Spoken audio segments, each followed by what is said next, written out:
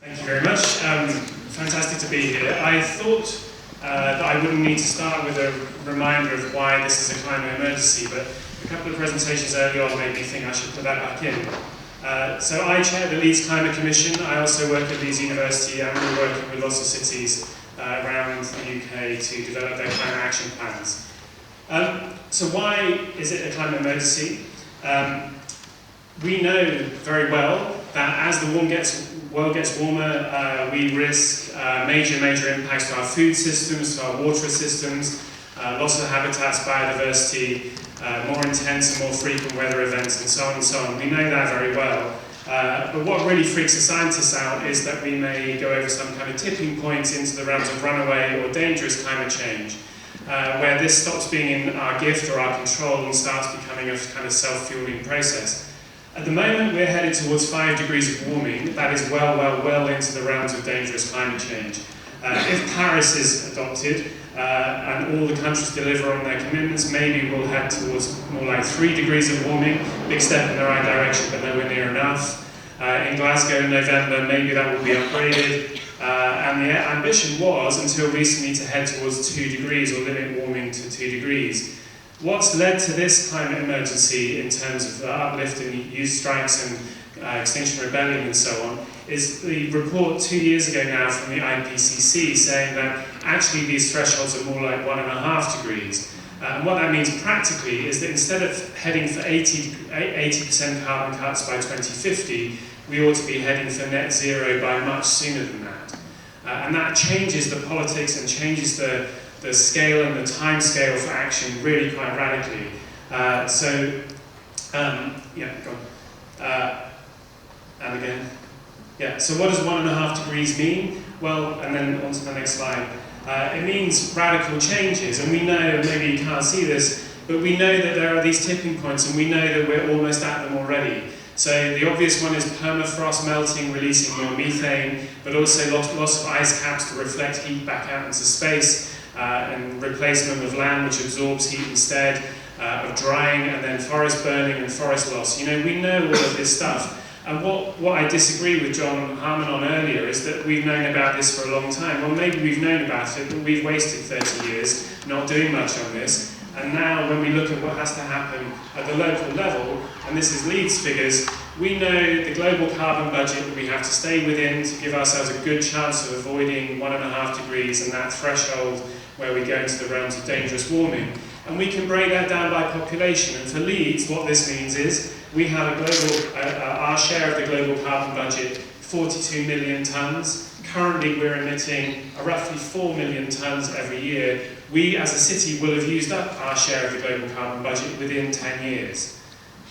That is quite staggering. And it's roughly the same for here. That means we need radical action in 10 years. And that is why it's a climate emergency. And that is why we will have to raise our game and accelerate and intensify action at a scale and a pace which, frankly, we're not ready for. And that's why meetings like this are so important. So what does this mean, and what have we done about it in Leeds? Well, the first point to make is that Leeds, as a council, has gone from being 23,000 employees in 2008 to 10,000 employees now. Okay? Their capacity to deliver on this, and it's the same for many other local governments, is really restricted. That's not to say they're not an absolutely vital player, but I don't think they can or should be left to do this on their own. We need a different way of doing this. We need new forms of governance. And we set up the Climate Commission 4 years ago now to bring together and harness all the energy you see in the room here today, and to draw on all of this civic capacity of community groups and the public, but also business groups and other actors in the public sector to come together and say, what can we as a city do to get ready for this kind of change? The aim was to be quite positive, to be apolitical, to really focus on the delivery of all of this kind of change.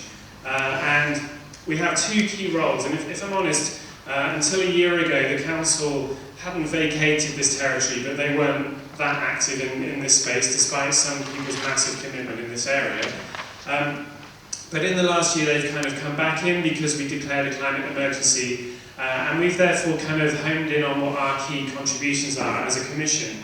And they are, 1, to provide independent oversight and advice, and to kind of guide the city at large, not only the council, on what it can do to deliver on its carbon reduction targets, to be an independent source of evidence and oversight, if you like, to help this to move forward. And the second is to be a catalyst for change, to really kind of convene and enable and build the capacity of the city at large to deliver on this really challenging agenda. We also want to be positive. It's not a campaigning exercise. We accept absolutely the need for radical change quickly, but it's there to help get through the hard miles of actually how you do that, and it's massively challenging. Even on the financial front, it involves raising investments of hundreds of millions of pounds for Leeds, and frankly, none of us have all the answers. We all need to come together to enable that to happen. So, we have 24 core members on the Commission. All the key public, private, third sector actors are involved. On the public side, it's the council themselves, the NHS, the environment agencies, the universities, and so on.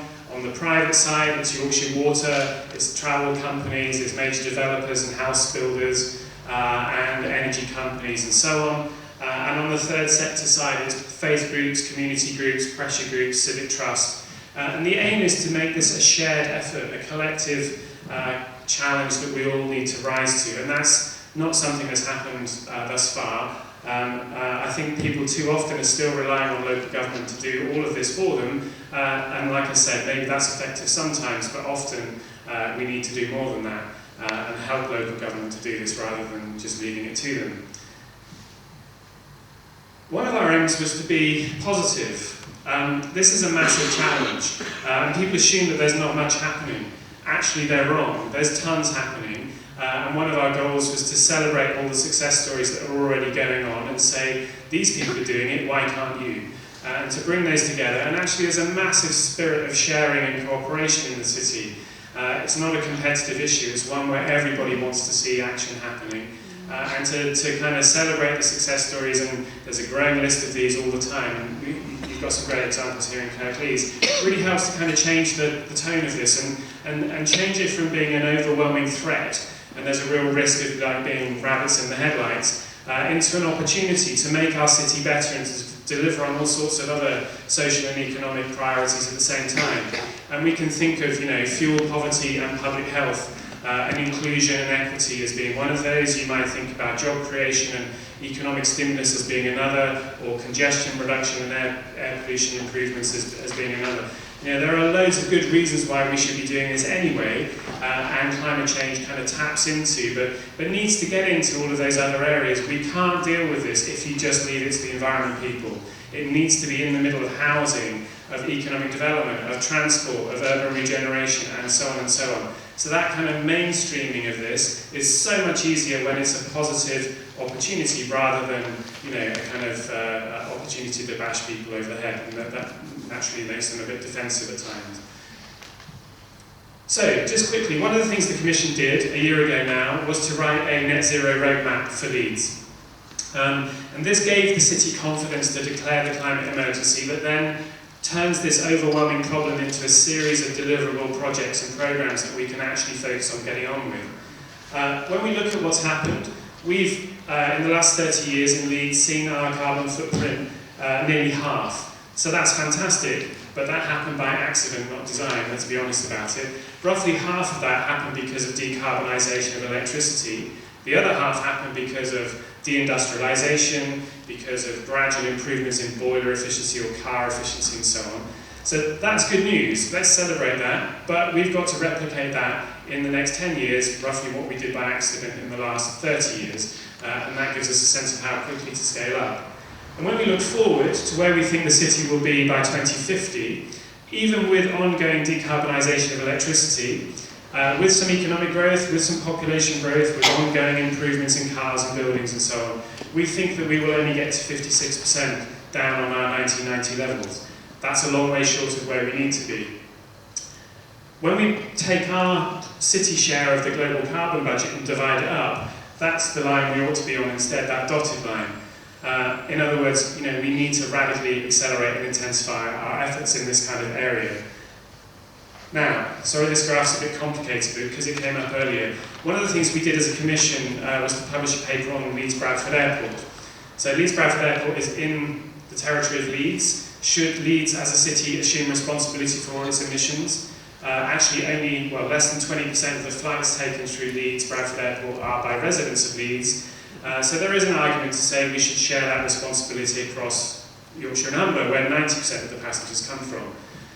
What you see in the grey line there, towards the top, is the graph I just showed you. That's our territorial emissions from all the fuel that we use within the city. When you add in the impact of Leeds residents flying, mainly not from Leeds Bradford Airport, that grey line goes up to the green line towards the top. Okay, so it adds about 20% to our carbon footprint when you take into account flying. The line at the bottom is Leeds Bradford Airport. If all the emissions from all the flights taken in and out of Leeds Bradford Airport were taken into account, then the solid line is what's happened over the last few years, and then the dotted lines, the upper one, light green, shows what happens if Leeds Bradford expands from 4 million to 7 million people. And what is really scary, and the kind of highlight from this, is can you see the grey dotted line coming down quite steeply? That meets that green line in 2026. What that means is Leeds Bradford Airport's emissions will be the same as the rest of the city's emissions in 2026 if it grows as expected, or as projected, not expected, hopefully, but also that Leeds delivers on its carbon reduction commitments. So, that gives you some sense of the scale and the importance of flying. It's a challenging issue, and one of the implications of going from 80% carbon cuts by 2050 to net zero is that we don't have a basket to put all the difficult things in like we used to. We can't just ignore aviation, we have to deal with it, and that's really, really challenging from lots of perspectives. So our carbon cuts, ignoring the airport for the rest of this now, currently we're 42% down on 2005 levels. If we're going to meet our share of the global carbon budget, that needs to translate into 70% by 2025 and 85% by 2030. So after that, the residual, the 15% that's left, it's important, but really it's all about the next decade.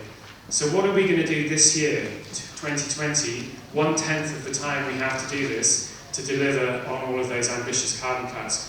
Can we say we're ready to do this? Are we geared up? Are we ambitious enough? Do we build capacities in the right way? It needs to be. That's to deliver on our share of net zero. And we broke that up. And what we did earlier in the year, I'll see those wedges here, roughly a year ago, to take that gap between a chunk of it, nearly half of it, is actually economically beneficial. It should pay for itself through the direct savings it generates. So that's the easy bit, where it should be easy to persuade local politicians and other people, householders, businesses to invest, because those investments pay for themselves. Energy efficiency in your home, more fuel-efficient vehicles and so on. And for Leeds, that would also generate several hundred jobs. I can't remember the number exactly, but that's the no-brainer wedge of what we need to do. And it's a good place to get started, but we need to do all of that within 4 or 5 years. The next, what that means for Leeds, is Leeds can save £277 million a year from its energy bill just by doing those no-brainer things, and that would create, as I said, 4,200 extra years of employment within the city. So for people who say we can't do this, you can say, well, you can't not do it. That's bonkers. How many other opportunities are there to create that level of savings in Leeds? We fell over ourselves to bring Channel 4 into the city. There aren't many opportunities to create hundreds of jobs in the city. We want to see the same level of commitment and energy delivered on this as you would if that was bringing, Microsoft's headquarters to the city. In terms of the most cost and carbon effective things, these are the most carbon effective things. Nothing is rocket science. It's all fairly familiar stuff. Improving insulation to homes, improving cooling in retail buildings. You don't need to wait for some big technological breakthrough. It's all there, get on with it. Next one, these are the most cost-effective things. It's the same list. Many of these are both massively cost and carbon effective. They're no-brainers. There are real barriers preventing us from doing it, notably raising the money to invest, but those investments should pay for themselves. The next wedge, and it's 16% of the cut between where we're headed and where we need to go, is technically doable but not economically viable on a narrow sense. So there are other good reasons for doing this, such as improving fuel poverty. For every £1 we spend tackling fuel poverty, we reduce the NHS's bill by 42p because of the critical care from people with chest infections and pneumonia. If we need any reminder of why that's important, we've got it at the moment. But then the last wedge is the really tricky one, and almost like, what we did here, we didn't know how we would deliver that last section of the net zero agenda. We sat down about a year ago and brainstormed it, and we came up with 10 options.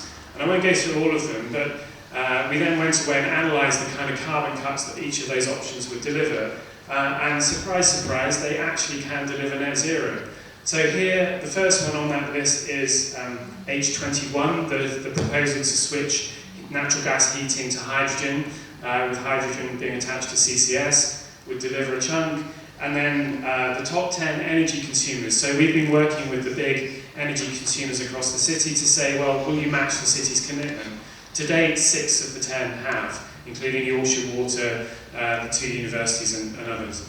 And then going through it, a massively accelerated retrofit scheme. Just to give you some sense of what this would mean. Leeds has 330,000 houses. If all of those have to be retrofitted in the next decade, then that means roughly 100 houses a day have to be finished. Now let's assume it takes a white van, outside that house for a couple of weeks. That means we need, 200 white vans driving around. Hopefully there'll be electric vans, obviously, around the city and completing deep retrofits of our houses every day. That gives you some sense, just of one section, what the scale of ambition needs to be. And then we can go through some of the other stuff, but I won't go into the detail. It's all published online if you want to read it. Then also, lastly, because we didn't think initially that those options would make it, we looked at some consumption-based options.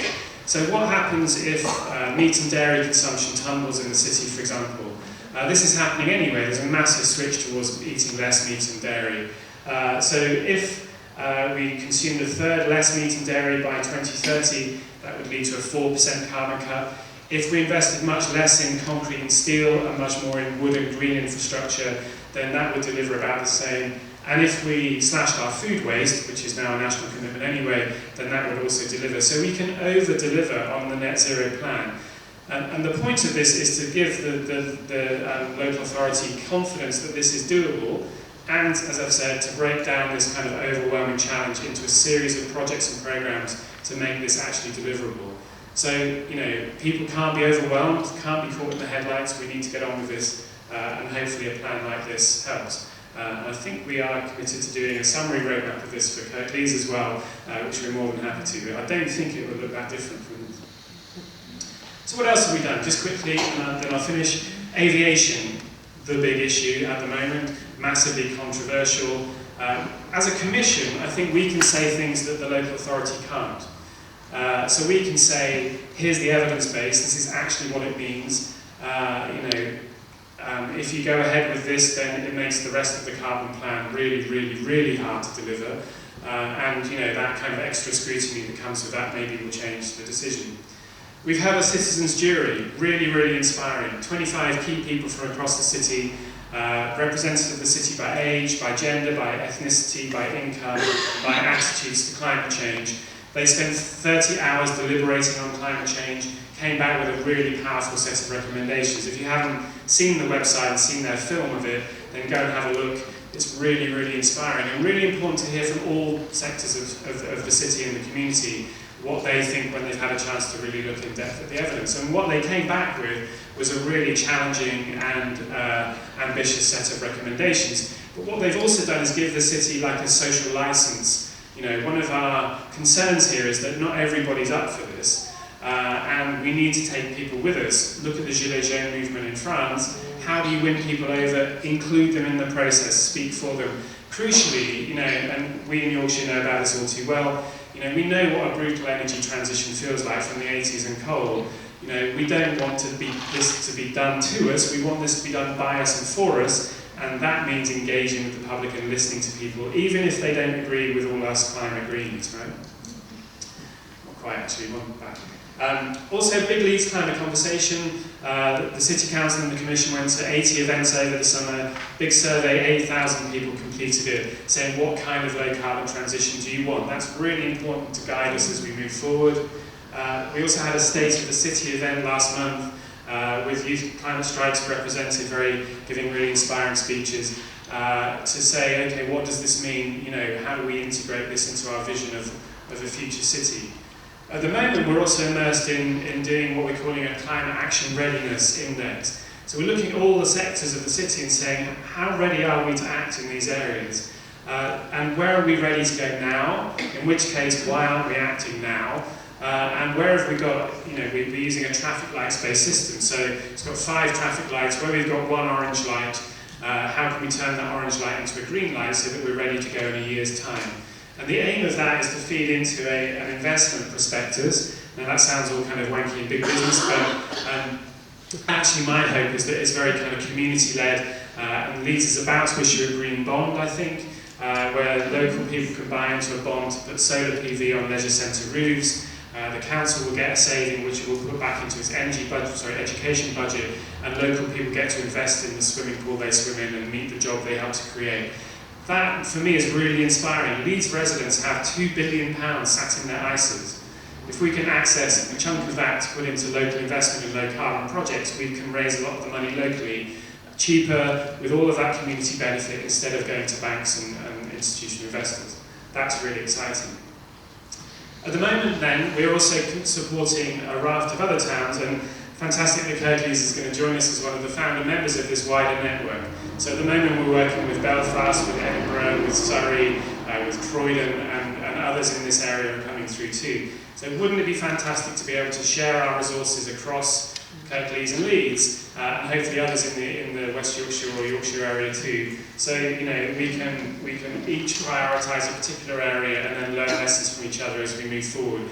I think there's real danger in trying to do this, reinventing the wheel in every place. It has to be place-based, but we can't do everything all the time on our own. We need to collaborate. So we would love to team up with Kirklees. Excited to see this happening today. There's a real opportunity to build your local capacity to, as I say, do this transition, by you and for you, rather than have it done to you, and then to kind of, deliver on this massively ambitious agenda, whilst also making Kirklees a better, nicer, fairer place to live, if it's not those things already. Thanks.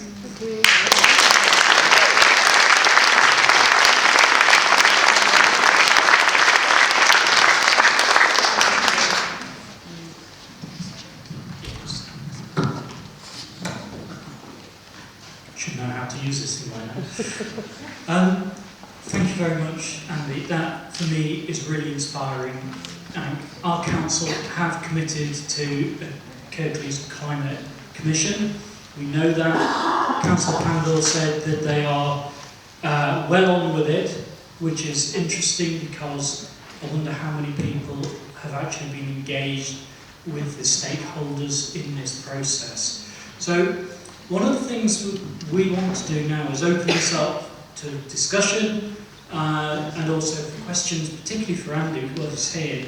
There's a lot of good work going on, and we want to know what we feel about a commission, what we would like it to do, how we think we should move forward in Kirklees. So I suppose, if we can, I'm going to ask you the first question, and that's, given what you've heard from Councillor Pandel, given what you've heard from Sir John Harman, what kind of type of commission do you think we should have? An ambitious one, first of all.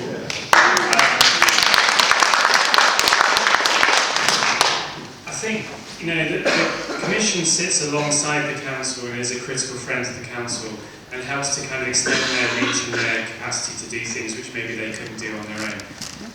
So it needs to be positive, I think. It needs to be helpful and build capacity.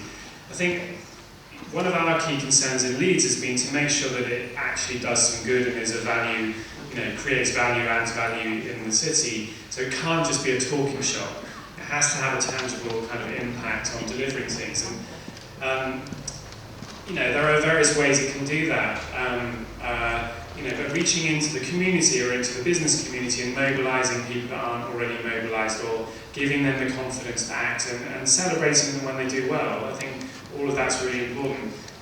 We in Leeds connect into the council, so the vice chair of the commission is the council portfolio holder. She leads on the climate agenda for the council.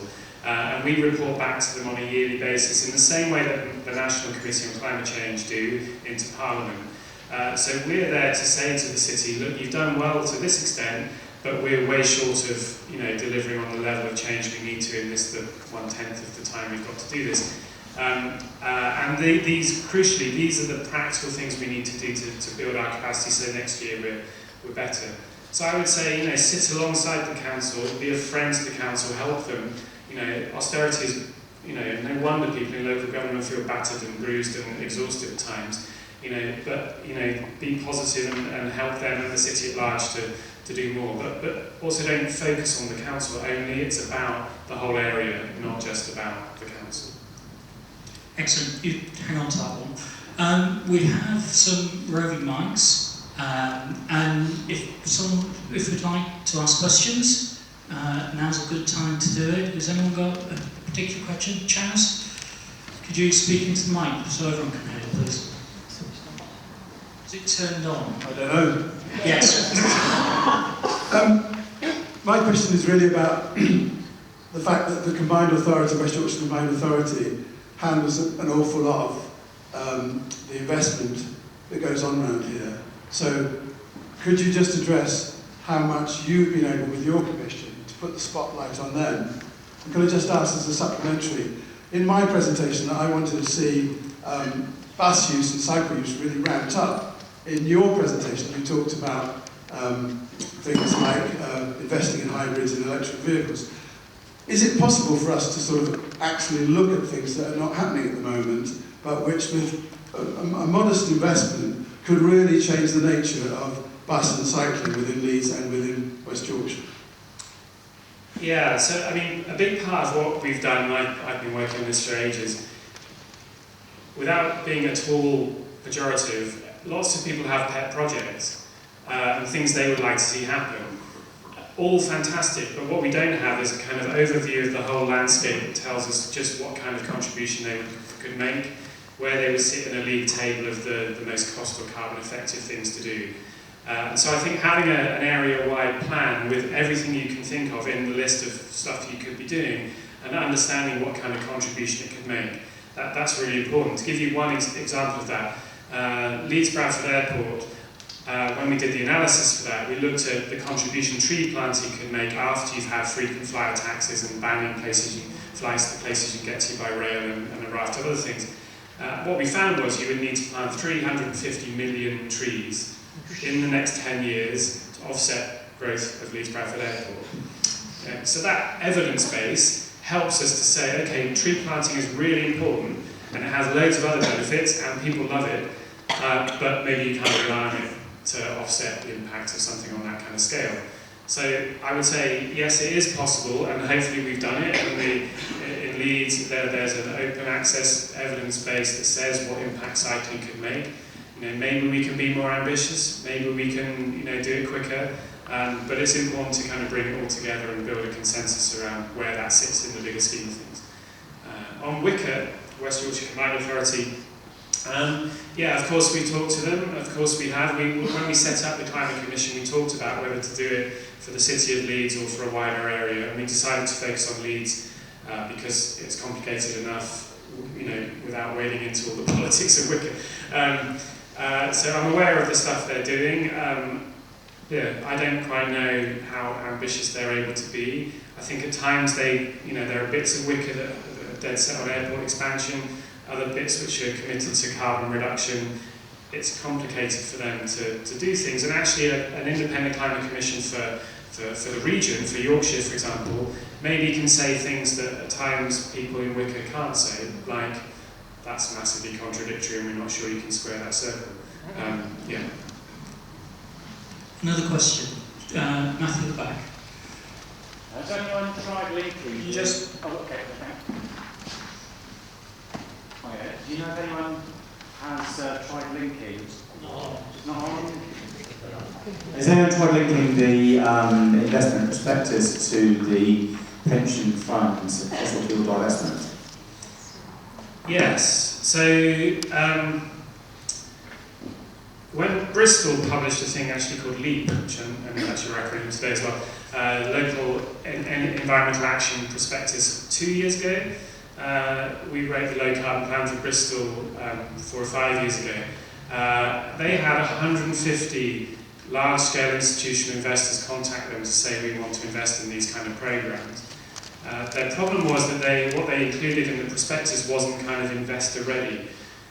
So they were kind of ideas that still needed some development before an investor could actually sign and say we want to do it.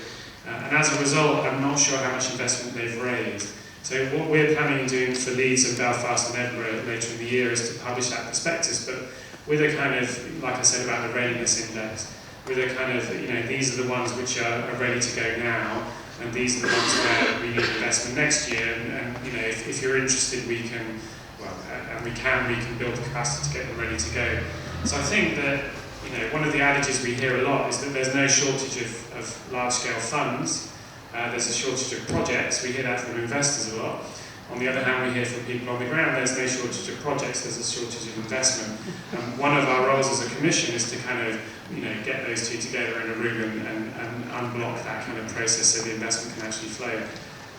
Divestment-wise from large-scale pension funds, there's a lot of interest in some of the larger scale pension funds. I have to say West Yorkshire hasn't been the most responsive.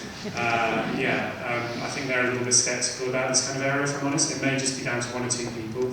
But there are others in the so-called northern pool of pension funds on the other side of the Pennines that are much, much more active and engaged and interested in doing just what you said. Okay. Just flick the switch. Hello. Just switch it in the middle. Oh, it's on the other side. Hello.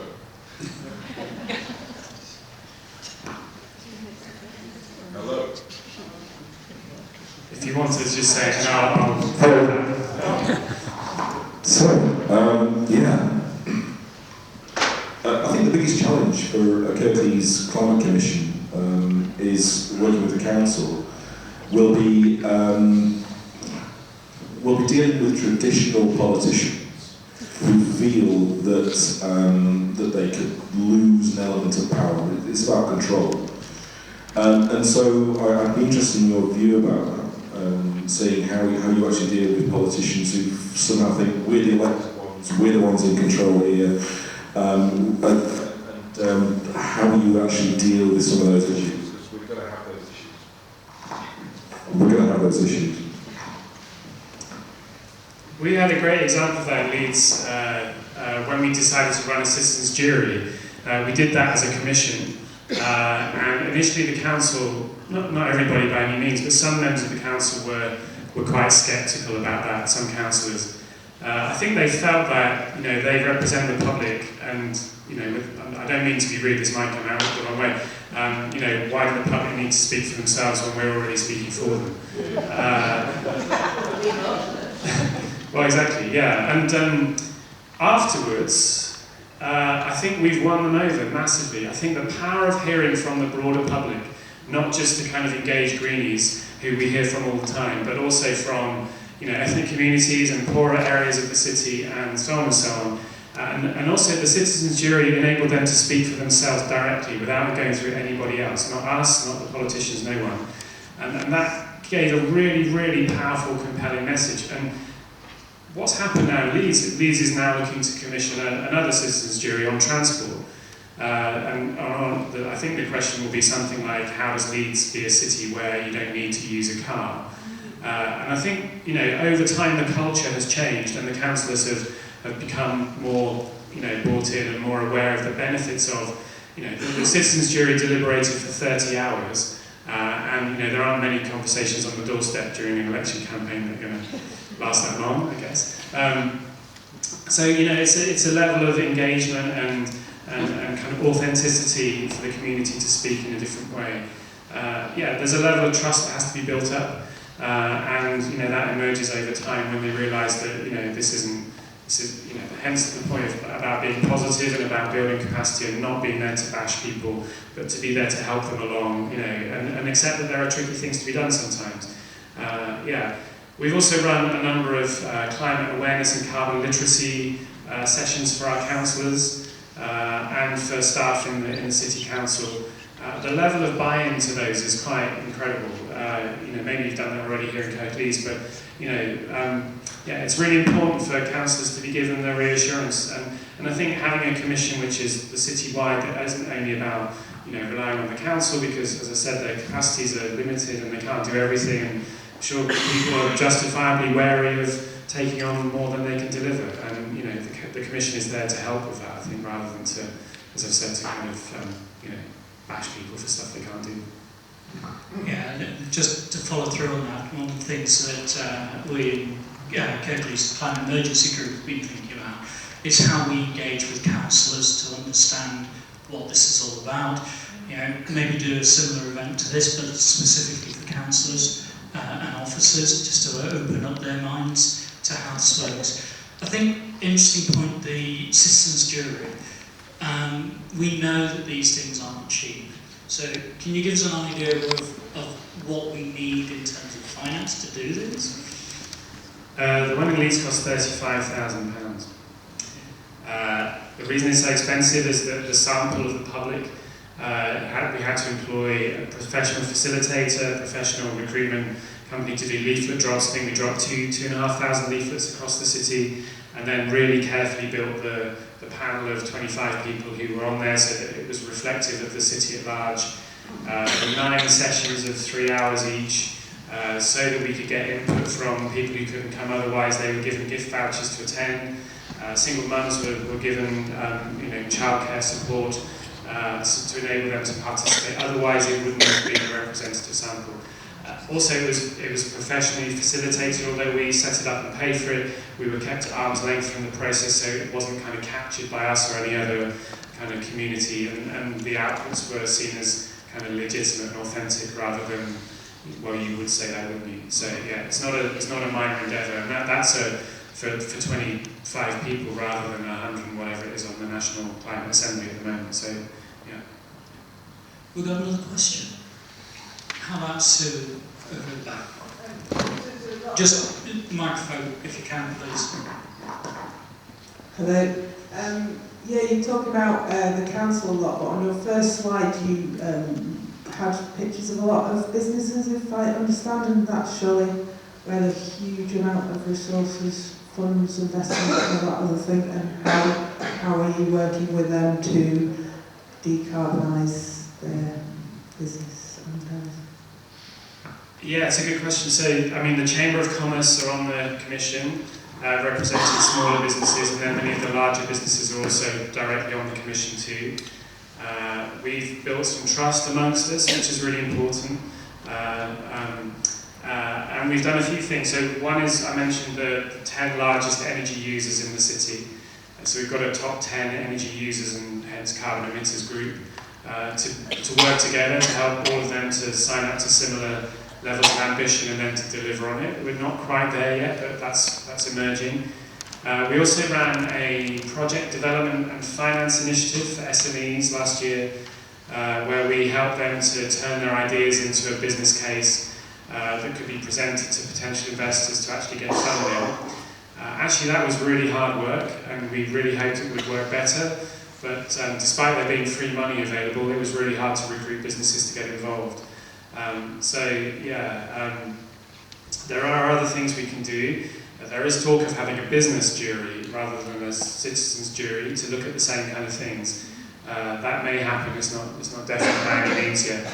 But I think sharing examples of good practice, creating a sense that there's a lot happening and you really ought to be doing this, having some support available to help businesses to get on board and to deliver those kind of things. All of those are really important, but it's hard work, and it's not always successful. I found this afternoon really inspiring in many different ways, and congratulations to the organisers. One of the problems here is, though, and particularly comes from what you were saying at the start, Andy, the problem is huge, it's very urgent.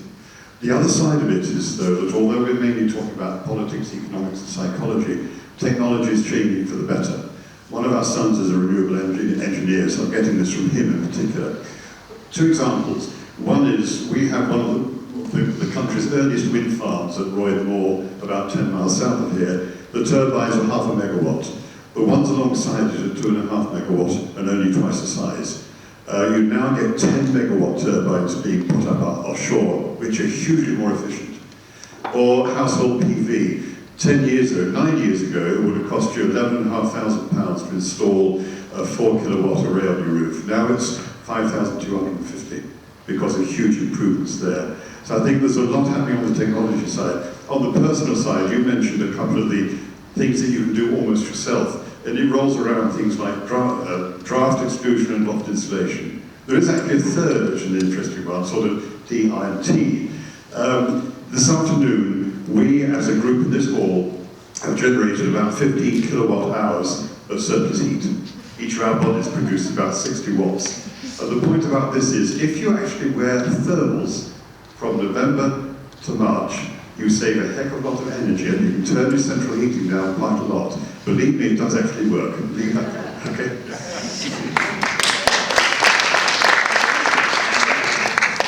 Yeah, I think that the single biggest thing that any place could do is persuade everyone to turn their thermostat down by 1 degree. On the technology side, the prices are tumbling, and you look at offshore wind now, I think it's supplying electricity at £45 a megawatt hour, maybe even less. New nuclear signed up for 25 years at £90 plus. I think there's a tipping point which the market is going to deliver, and that's why renewable energy is expanding so quickly, and that's why expansion of zero carbon energy electricity is so important. However, if we're going to electrify all of our heating and all of our transport, there are various estimates which suggest it's at least 3 times, possibly 5 times as much electricity generation. So we still need to invest in energy efficiency, and that means there are lots of no regrets options, as we call them, insulating houses to reduce energy demand, whether it's electric heating or gas heating or hydrogen heating or whatever, always makes sense. So that kind of demand side stuff is what we have to focus on. That's not to say there aren't some tricky issues. I mean, in Leeds we have, I think it's 40,000 single skin back-to-back houses. What do we do about those? I don't think we can ever get them down to mere passive house standard. I mean, people love them culturally, they're important. But if we can't get them down to the standard required, do we need to have tricky conversations about what to do with things which we can mildly decarbonise when we need to deeply decarbonise them? And those conversations are really tricky. There's no getting around it. But there's lots we can be getting on with in the meantime while we're having those tricky conversations, which we ought to prioritise and do now. Okay, so it's 20 past 4 now. I'm going to take 3 very quick questions, please, before we wrap up, if that's okay. So, John Queening over here, there's one there. This gentleman over here, and I saw one more hand up. If not, Shaylee. It wasn't you, Shaylee, but I'll go for you. Okay, but please, very quick, very short. Thank you. Okay. Very interesting discussion.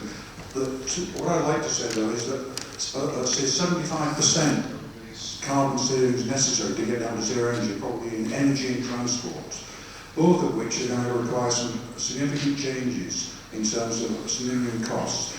I wonder if I can ask you, with your crystal ball, to say, where is that funding going to come from? Because really, the average Kirklees resident cannot afford the change to move to a fossil fuel-free vehicle. They cannot afford the change.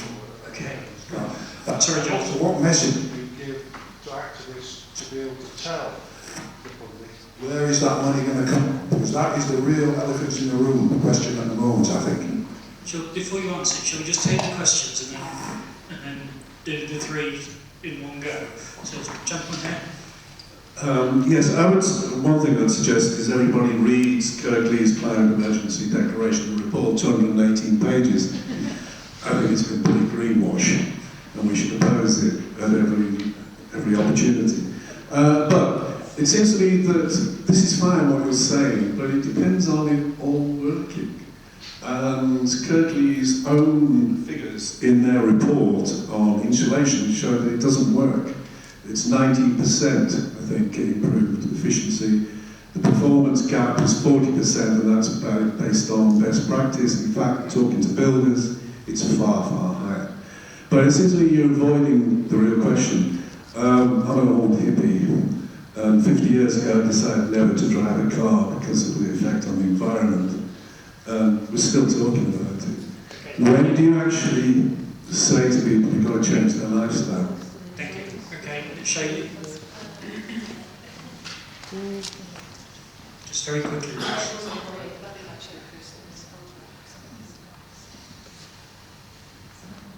Hi, I just want to sort of get my head around the fact that it's independent, but like where does the money come from and how do you get the council to act? That's what I sort of can't quite work out. Okay. Where does the money come from? A lot of it is in the decisions that people take about their houses and their travel habits and so on, businesses too. So this is money that would be spent anyway. If you're going to buy a new car or or whatever, or upgrade your home. So it's not a central pot. This is money that probably would be spent, a lot of it anyway. One of the challenges for a retrofit is people that seem to be willing to spend quite a lot of money on a new bathroom or a new kitchen because you make retrofit just as exciting and just as as much of a desirable as those kind of areas. That said, there is a lot of money to be raised. I believe thoroughly in community financing of this and in municipal and mutual funding, and I think there is a real risk of kind of big institutional investors almost asset stripping the easy opportunities and then leaving you with the harder ones after they've left. And therefore community bonds and the green bond that we're issuing in Leeds, that's why I'm so excited about them, but they have a massive challenge to get up to scale. The bond we're issuing in Leeds is £1.5 million, which is piddling in the bigger scheme of things, but the point of that is to kind of unlock a process and prove that the model works and then to scale it up really rapidly. The money is there in Leeds. I think the money is there in most local authorities. It's a question of whether, how you deal with this for poorer people who don't have the money to invest, and I think you need a different approach for those who are not able to pay from the sections of society that are able to pay. And that's where government has to step in. I think that's the point of the tax system for me. On the point of whether it works or not, so Kirklees has got a really proud history in this area. We ought to pay homage to Phil Webber here, and Andrew back as well was heavily involved in this. The Kirklees warm zone was done, nearly 12 years ago, 10 years ago? 10 years ago. So retrofitted 55,000 houses across this city. And when you do an evaluation of it, it more than paid for itself. We did this evaluation with Phil Webber a few years ago. And what we found was we divided the city into three, the lower, the middle and the upper income areas. In the lower areas, first of all, the performance gaps that you mentioned, the assumption in government was it was nearly 50% of the potential of an insulation measure is lost through poor insulation or poor use or poor maintenance or whatever it might be. Actually, we found it was way lower than that, more like 20%.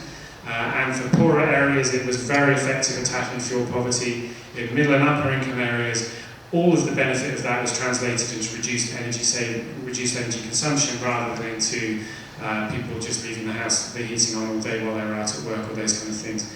So yeah, I think we're getting better at that. That's not to say those issues aren't real issues, but I think there is evidence to say it does and can work. On the last point, we don't have any funding. We do it, I'm funded as an academic. We have a research project, I'm funded I think a day a week to do this across multiple cities. The council seconded their sustainability manager to us as a commission because they saw that it was better to work in partnership together rather than it was to try and kind of do this on their own. Beyond that, it's all done through voluntary commitments and voluntary contributions.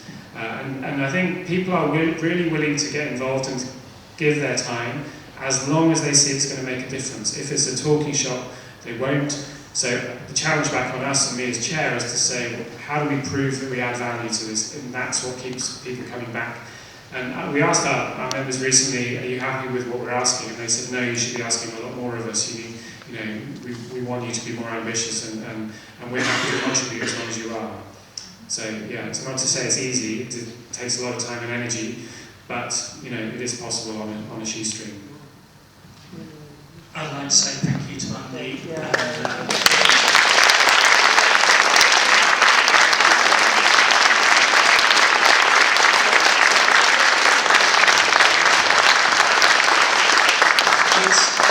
it's been inspirational. You know, I think we can do something here. We have to decide on what we as Kirklees in entirety want as a Kirklees Climate Commission. I think it's very doable. I think we can find the funding for it in certain ways. You know, we just need to move forward and fairly quickly. On this, I'm going to pass over to Chris Herring from Kirklees Climate Emergency Group to just bring the session to a close. But I'd like to say personally, thank you very much.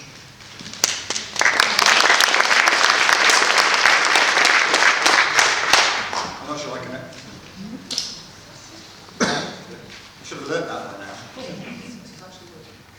Is that working? No. Is that working? Yeah. It's always the thing that holds everything else. The bloody microphones and the technology. You know, I think we'd have sorted that by now. We probably sort climate change before we get, you know, fully functioning microphones and IT and such like. We're coming to the end, as we said, of our session today. In fact, we should be trying to finish at past, but we're going to go on a little bit. I think there's been a lot to reflect on there. I hope everybody's found that useful and stimulating, and maybe given you ideas about things that you can get involved in, if you're not already completely up to your eyebrows with action, because a lot of us, I know, are.